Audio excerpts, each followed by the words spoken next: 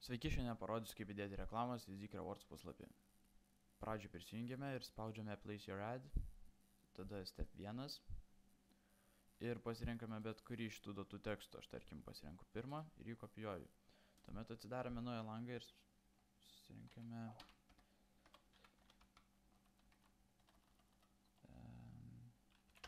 nueiname į šį puslapį, jį rasite YouTube nuorodos aprašymo apačioje ir spaudžiame Click here to post an ad.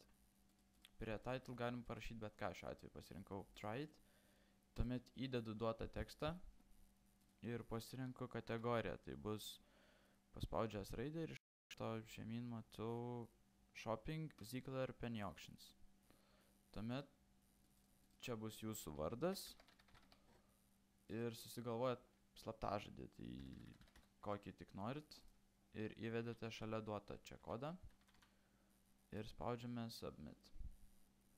Tuomet spaudžiame, čia bus jūsų title reklamos, kurį jūs parašėte ir štai šį adresą nukopijuojame, grįžtame į Zik Rewards puslapį, spaudžiame Back to Advertising Options, tuomet Step 3.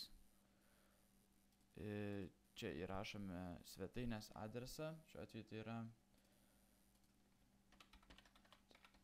ads.com, pasirinkame Classifieds ir įdedame linką.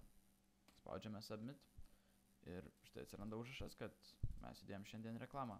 Galime grįžti į pagrindinį meniu, palaukti, kol dings šitą lentelę.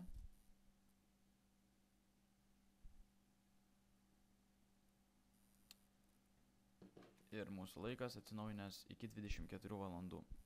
Taigi reklamą reiks įdėti vėl, nepraėjus šitam laikui.